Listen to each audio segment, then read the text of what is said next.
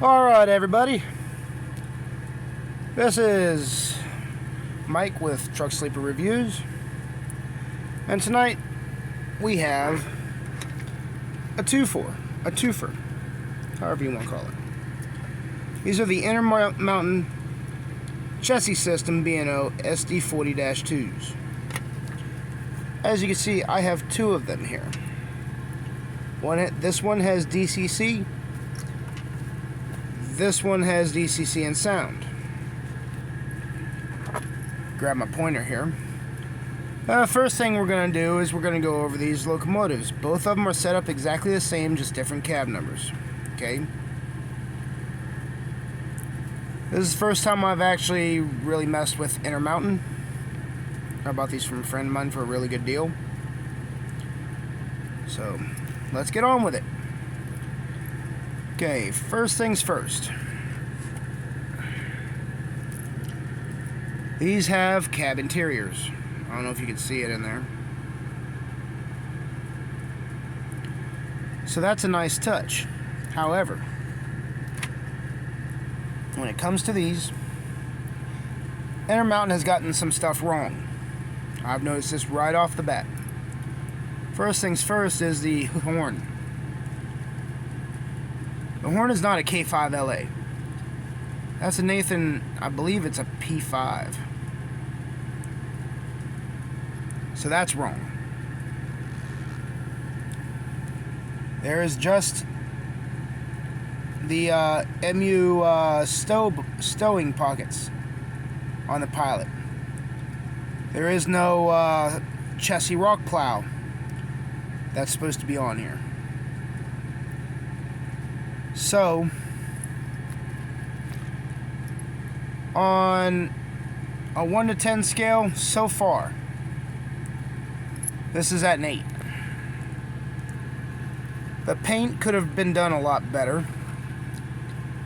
In this light, it looks way too blue.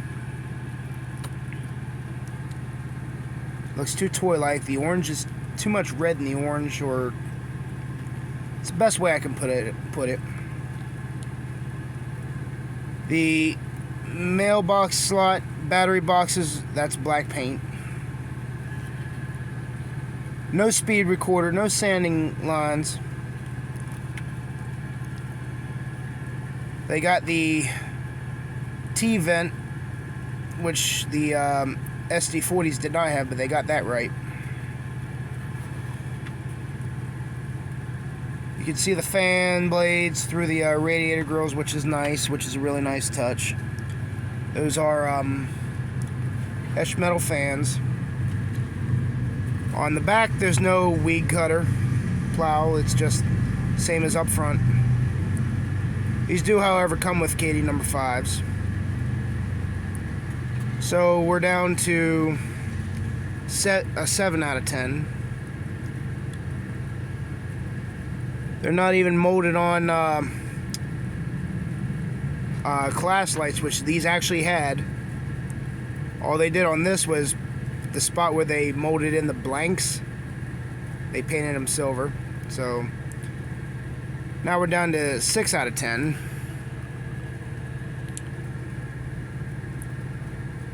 There's no drop steps on either end. They're in a bag separate.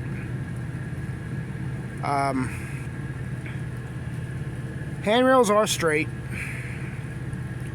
However, on the ladder wells, I don't know why this ain't focusing properly. But the handrails where they attach to the ladder wells, this ain't the first one. It's broke.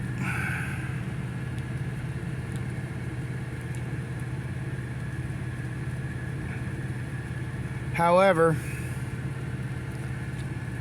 these have very little wear on the wheels, which I'm kind of happy about.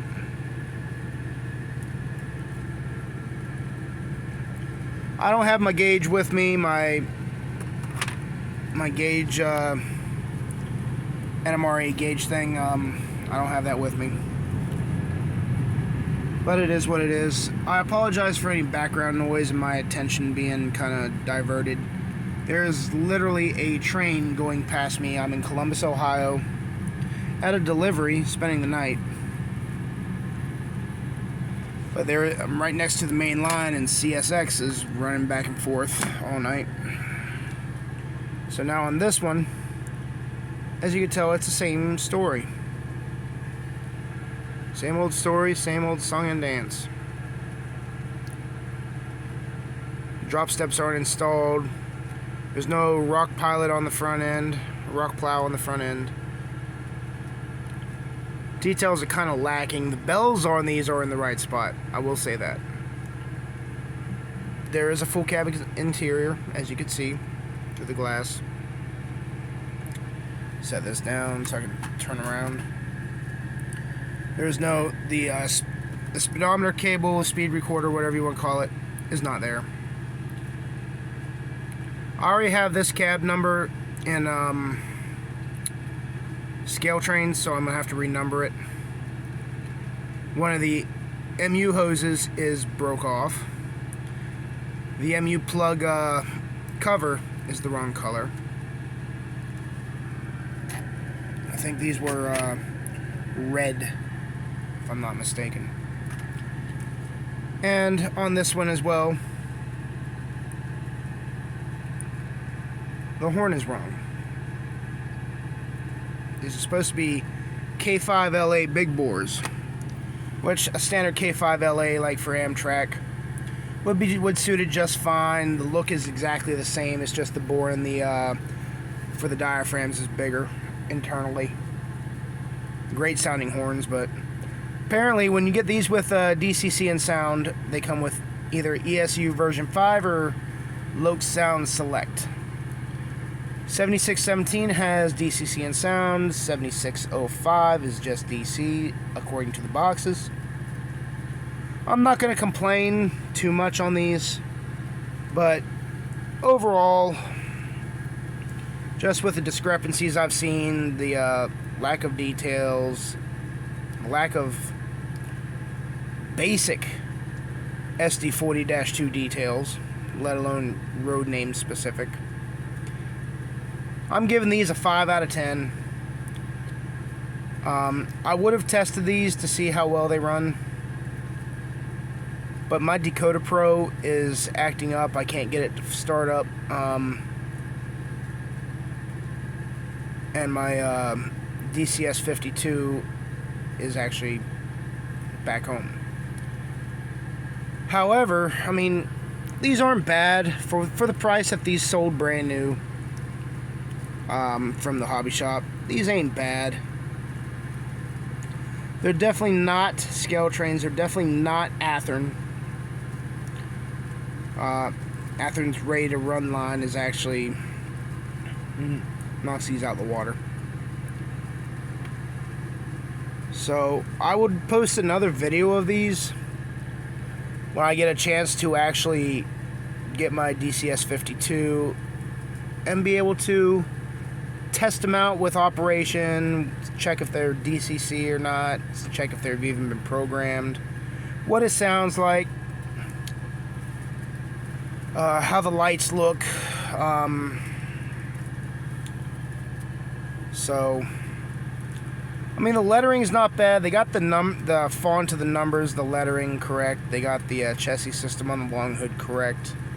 They got the Chessie C correct. They got the number boards correct for the font and the style. They're not bad. I'd call them they're not a top tier model by any means. However, they're also not bottom tier either. They're about a mid-tier, mid-grade model. These I would actually let my stepdaughter run. She's 9 years old. I'll let her run these all day long. If she wanted them, I wouldn't mind giving them to her so they can be hers. She likes the Chessie too. Oh, look at that.